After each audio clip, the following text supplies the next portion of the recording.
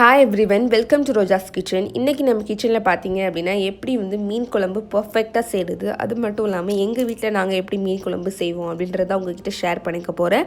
So video skip பண்ணாமல் பாருங்கள். இப்போ நான் 3 தக்காளி கட் பண்ணதை ஆட் பண்ணிக்கிறேன். இப்போ நான் இது கூட எலுமிச்சம்பழ அளவு புளி எடுத்திருக்கேன். அதை தண்ணியில் கரைச்சிட்டு ஆட் பண்ணிக்க போகிறேன். உங்கள்கிட்ட கருப்பு புளி இருந்துச்சு அப்படின்னா குழம்பு இன்னும் நல்லா டேஸ்ட்டாக இருக்கும். ஸோ கருப்பு புளி இருந்தால் ஆட் பண்ணிக்கோங்க, இல்லைன்னா இந்த மாதிரி நார்மல் புளியை நீங்கள் ஆட் பண்ணிக்கலாம்.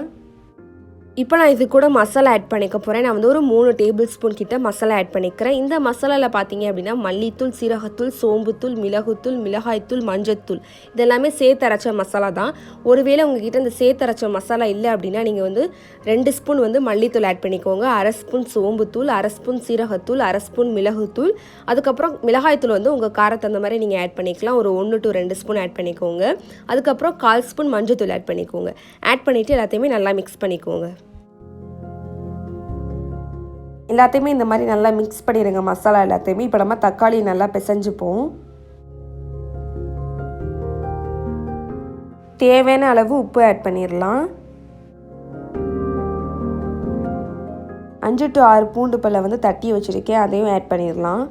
இப்போ நம்ம ஒரு கடாயில் நல்லெண்ணெய் ஆட் பண்ணிக்கலாம். நல்லெண்ணெய் கொஞ்சம் அதிகமாகவே ஆட் பண்ணிக்கோங்க, அப்போ தான் நல்லா டேஸ்ட்டாக இருக்கும் மீன் குழம்பு.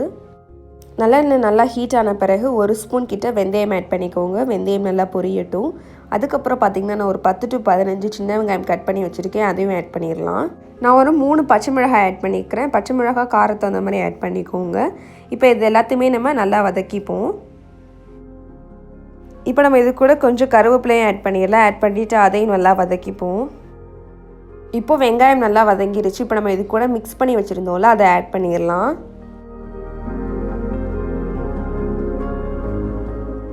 இப்போ நம்ம மூடி வச்சிடலாம். ஒரு 10 மினிட்ஸ்க்கு நல்லா கொதிக்கட்டும், அப்போ தான் மசாலா வாசனை எல்லாமே நமக்கு போகும். ஸோ 10 மினிட்ஸ்க்கு நல்லா கொதிக்க விடுங்க.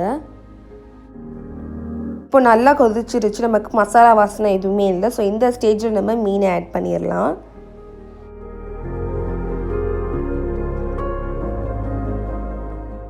இப்போ மூடி வச்சிடலாம். ஒரு 10 மினிட்ஸ்க்கு நல்லா மீன் வேகட்டும், அதுக்கப்புறம் நம்ம பார்க்கலாம்.